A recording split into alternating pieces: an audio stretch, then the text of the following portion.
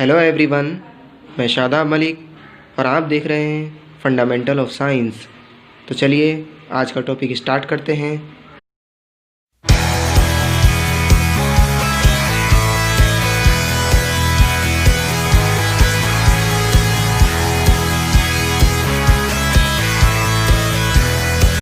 Welcome to the class. Students, हम पढ़ रहे थे दृष्टि दोष के बारे में। दृष्टि दोष दो प्रकार के होते हैं, एक होता है निकट दृष्टि दोष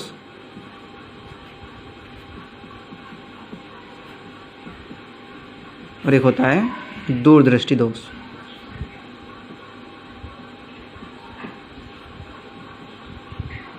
दूर दृष्टि दोष को हम दीर्घ दृष्टि दोष भी कहते हैं। दीर्घ दृष्टि दोष। तो स्टूडेंट्स, निकट दृष्टि दोष को हम पहले कवर कर चुके हैं, ठीक, ये आपको कल पढ़ाया गया है।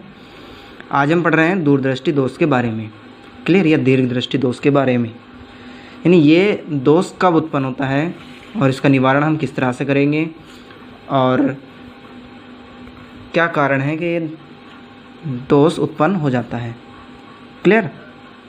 तो स्टूडेंट्स, जब नेत्र को दूर की वस्तुएं तो स्पष्ट दिखाई दें परंतु पास की वस्तुएं स्पष्ट दिखाई न दें, तब कहा जाता है कि मानव नेत्र में दूर दृष्टि दोष उत्पन्न हो चुका है, क्लियर। यानी दूर की वस्तुएं साफ दिखाई देती हैं दूर दृष्टि दोष में, पास की वस्तुएं स्पष्ट दिखाई नहीं देती, क्लियर।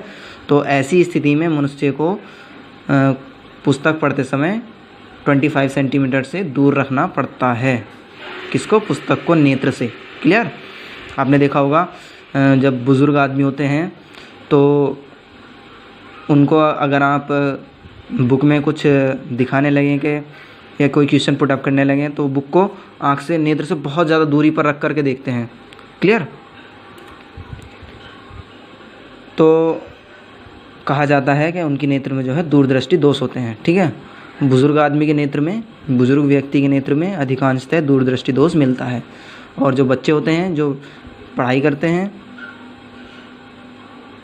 यानी छोटे छोटे बच्चे जो बहुत ही ज़्यादा पास में रख कर के बुक को पढ़ते हैं, उनकी नेत्र में अधिकांशतः निकट दृष्टि दोष उत्पन्न हो जाता है। तो हमें नेत्र को बुक से थोड़ा दूर रखना चाहिए, यानी हमें थोड़ी दूर रख करके पढ़ाई करनी चाहिए, क्लियर।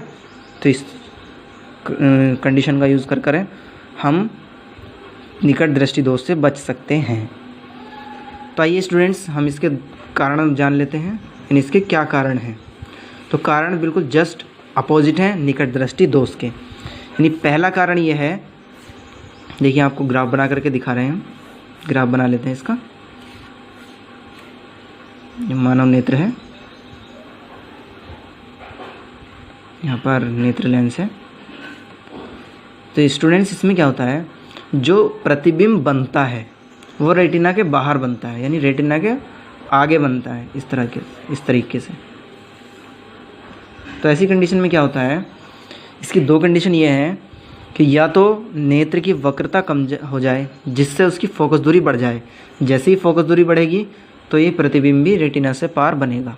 और दूसरी कंडीशन ये है कि नेत्र लेंस और रेटिना के बीच की दूरी कम हो जाए। जैसे ही ये कम होगी, सिंपल सी बात है, सपोज करो पहले यहाँ आ रहा था, इतना बड़ा था, अब ये कम हो गया तो प्रतिबिंब तो वहीं बन रहा है, लेकिन ये डिस्टेंस कम हो गई तो रेटिना पीछे हो खिसक गई। यानी जब मांसपेशियाँ सिकुड़ने लगती हैं तब ये कंडीशन उत्पन्न होती है, क्लियर।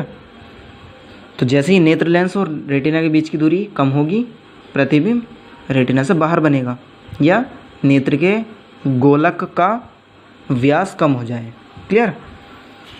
तो स्टूडेंट्स, हमें क्या होता है, हमें क्या चाहिए, यानी ये कंडीशन होती है हमारे पास, लेकिन हमें क्या चाहिए कि अगर हम नेत्र को 25 सेंटीमीटर के आसपास रखें तब प्रतिबिंब कहाँ बने, यानी यहाँ बनना चाहिए।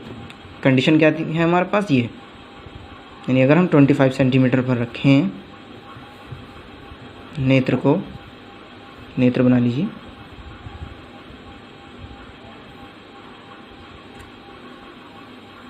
हमने नेत्र बना लिए। अब 25 सेंटीमीटर पर हम कोई वस्तु रख रहे हैं तो स्वस्थ नेत्र इसका वर्क क्या होता है कि उस प्रतिबिंब को रेटिना पर बनाए, यही वर्क होता है, यह रेटिना होती है। क्लियर। स्वस्थ नेत्र का काम होता है कि 25 सेंटीमीटर पर रखी हुई वस्तु को अधिकतम समंजन क्षमता लगा करके रेटिना पर उसका प्रतिबिंब बनाए। क्लियर। लेकिन हो क्या जाता है जब नेत्र में दोष उत्पन्न हो जाता है कि जो प्रतिबिंब बनता है वो रेटिना से दूसरी ओर बनता है और हमें साफ दिखाई नहीं देता। तो ऐसी स्थिति में हम क्या करते हैं, सपोज करो हमें यहाँ रखी वस्तु को देखना है, अब अनंत पर तो रखी नहीं है, अनंत की वस्तु तो साफ देख लेगा ये। अब चूँकि 25 से इसको हमने कर लिया 35 कर लिया, 35 सेंटीमीटर कर दिया, तो अकॉर्डिंग टू दिस डिस्टेंस हमें उसी तरह का उत्तल लेंस यूज़ करना होगा। इसके निवारण में कौन सा लेंस यूज़ करना होगा, उत्तल लेंस यूज़ करना पड़ेगा। दूरदृष्टि दोष में उत्तल लेंस यूज़ करते हैं। क्लियर।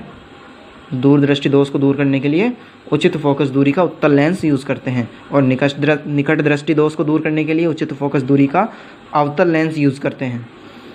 तो ये लेंस क्या करेगा, आँख को भ्रम कर देगा, यानी भ्रमित कर देगा। इसका प्रतिबिंब ये इस बिंदु पर बनाएगा। अब चूँकि इस बिंदु पर सॉरी फॉर दैट, यानी कहने का मतलब ये है कि वस्तु तो रखी है यहाँ पर, क्लियर, 25 सेंटीमीटर पर, और उसको दिखाई दे रहा है यहाँ पर। क्लियर। तो ये क्या करेगा, इस बिंदु का प्रतिबिंब यहाँ बनाएगा, यानी इस बिंदु पर बनाएगा।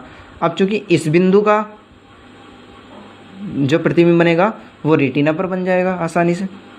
क्लियर। तो इसको ये कंफर्म कर लेगा, यानी इस तरीके से। ठीक। तो इस तरीके से क्या होगा, मानव नेत्र इसको स्पष्ट देख पाएगा। तो स्टूडेंट्स आज के लिए इतना ही काफ़ी है।